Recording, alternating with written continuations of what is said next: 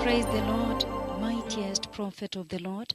Well, the Lord Jehovah has spoken with me.